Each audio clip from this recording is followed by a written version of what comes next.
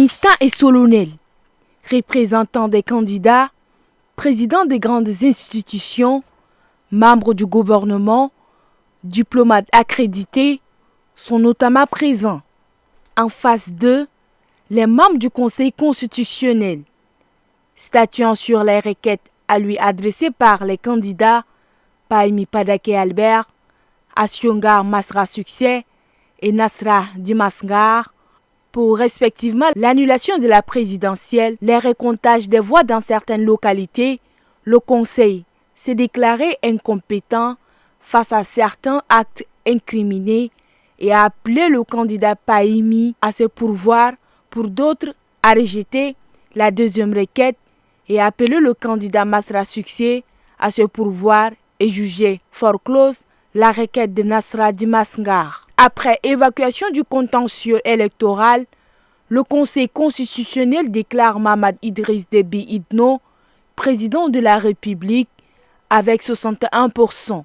Il est suivi respectivement de Assiongar Masra Succès 18,54%, Pahimi Padake Albert 16,93%, Lydie Biasemda 0,96%, Bebzoune Bongoro Théophile 0,76%, Aladoum Diarma Balthazar 0,55%, Mbaye Monged Mbaye Brice 0,45%, Yassine Abderrahman Sakin 0,36%, Mansir Elop Sikreyo 0,24% et Nasra Dimasgar 0,21%. Le taux de participation est de 75,78%.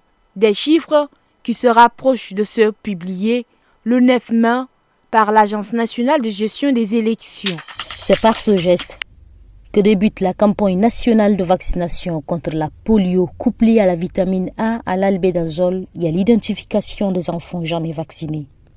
Une opération des 3 qui s'étend sur toute l'étendue du territoire. L'analyse de la situation épidémiologique en Afrique classe le Tchad aujourd'hui comme un pays à très haut risque de polio et révèle que le Logone oriental est le réservoir de base où le poliovirus circule depuis au moins 2 ans. Et 8 provinces sont à très haut risque où le virus circule depuis au moins 1 an. Il s'agit de la province du Lac, le Logone occidental, le Mandoul, le Mayo-Kébi-Est, le Mayo-Kébi-Ouest, N'Djamena, le Wadaï et la Tendjilé. Selon le secrétaire d'État à la Santé, cette campagne vise à combattre la circulation du poliovirus variant de type 2 tout en traitant la carence en vitamine A et les vers intestinaux chez les enfants. Aujourd'hui, nous avons eu à choisir le district sud de N'Djamena pour annoncer officiellement que la campagne sera effective sur toute l'étendue de notre territoire national. Malgré les efforts réalisés dans la lutte contre la poliomyélite, la région africaine reste confrontée aux flambées de poliovirus. Comme l'année a été perturbée, plus de combien de mois on n'a pas fait cours, on était à la maison, on était en grève. Donc, à ce que moi je vois, on n'est pas encore prêt pour les bacs de 25 juin, 25 c'est mois ici. Non, on n'est pas prêt. Compte tenu de l'autre de grève. Maintenant, les programmes même, on n'a pas encore fini. On a fait au moins quelques chapitres seulement. Et grâce à ces quelques chapitres, on ne pense pas qu'on peut bien composer l'examen en tant que tel. Ça va vraiment jouer sur nous. Ce qui concerne le baccalauréat, d'après moi, ceci se prépare depuis l'école, depuis en classe de seconde ou bien encore en primaire.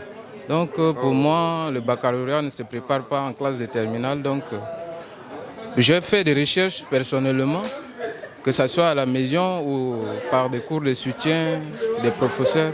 Donc je suis prêt à composer le bac. L'examen, ça se prépare dès la rentrée scolaire. Et malgré les grèves et malgré les situations qui se passent aussi, il faudrait que moi, je me donne au travail. Que si le bac c'est demain ou quel qu'en soit le jour qui est arrivé, je peux approfondir comment l'examen. Je ne veux pas attendre que le jour dit ou la date d'abord. sur le juge, j'attends afin que la date ce soit, que si je ne me donne pas au travail, je risquerais de naviguer quelque part. Donc le bac, ça se prépare en premier ou ça se prépare directement à la rentrée scolaire. Une délégation tchadienne conduite par le secrétaire général du ministère de l'Éducation nationale et de la promotion civique, Mamad Seyd Farah, est en séjour officiel à Dakar, capitale du Sénégal. Ces derniers prennent part à un atelier régional axé sur le partage d'expériences dans le cadre d'appui au pilotage de la qualité de l'éducation. Cette rencontre générale est initiée par l'Institut international pour la planification de l'éducation dans l'objectif de renforcer le système éducatif de la région. La Bibliothèque nationale du Tchad et le Centre national de recherche pour le développement ont signé une convention de partenariat visant à sauvegarder, valoriser et promouvoir la richesse documentaire du Tchad. Cette collaboration permettra la mise en place des plans d'action coordonnés, de programmes et de projets communs, ainsi que l'organisation d'événements culturels et la circulation d'informations scientifiques. La durée de la convention est de 5 ans, renouvelable après évaluation. Une délégation américaine de haut niveau est arrivée à Niamey pour discuter du plan de retrait des troupes américaines exigé par le régime au Niger. Les discussions visent un retrait en ordre et en toute sécurité des soldats américains suite à la dénonciation de l'accord de coopération militaire en vigueur. Le Niger aurait rompu sa coopération en raison de menaces proférées par des officiels américains concernant une potentielle vente d'uranium à l'Iran. Washington a accepté de retirer ses soldats déployés dans le cadre de la lutte anti-djihadiste, mais la coopération pour l'aide au développement devrait se poursuivre.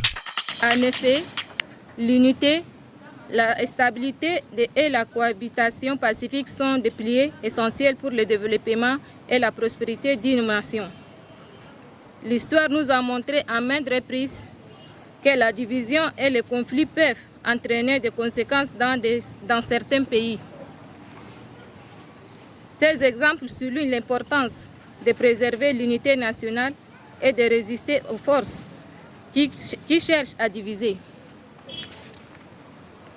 Le Tchad, avec sa riche diversité culturelle et religieuse, regorge d'énormes potentiels et de richesses. Il est impératif de les valoriser et de célébrer cette diversité comme une force plutôt qu'une faiblesse.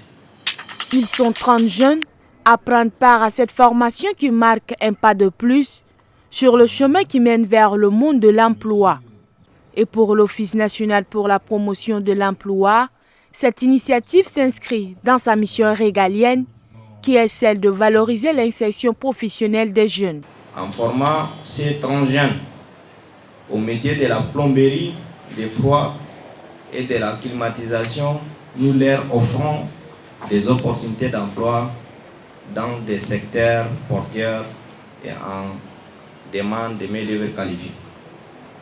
Mesdames et messieurs, emploi décent aux jeunes, lutte contre le chômage, lutte contre les sous-emplois, l'insertion professionnelle des jeunes sont les préoccupations de son Excellence, le président de la République, chef d'État, Mamadou Idriss Déby Itno. Une occasion pour Jotane Anne Gaou, maire premier adjoint du 7e arrondissement, d'exhorter les jeunes à prendre au sérieux cette formation.